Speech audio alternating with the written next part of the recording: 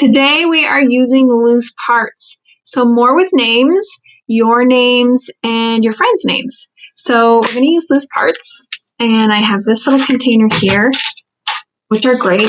We always keep our recycling in kindergarten. We never throw anything out.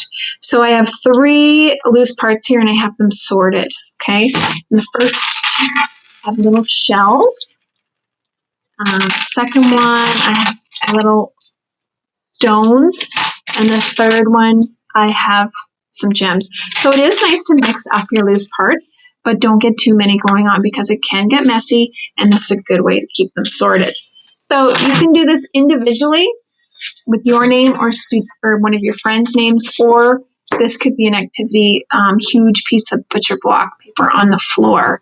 And it's nice if you can get a set of cards for your students with the picture and their name, and that way they can practice their name and their friends' names as well. So all you do is, I'm going to write my name really big, Mrs. Man.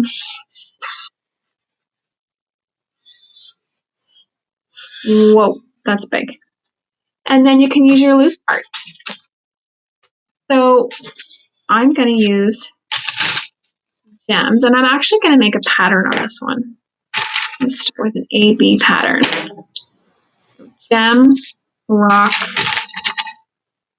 gem, rock. Looks pretty cool. Well, I'm going to keep the same color gem because there are different colors.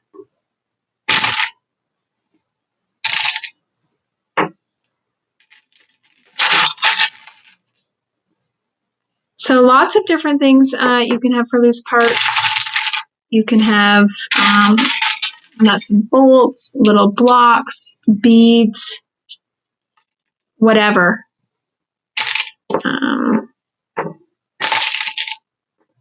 it's good to mix it up. Oh, it's blue. The gems are pretty cute, cool, and I get a lot of the stuff at the dollar store. Just a huge collection of things.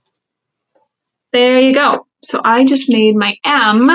Oh, other way. You see that? And I made an A-B pattern. So you can continue on, and then when you put them away, try and sort them so they all stay organized.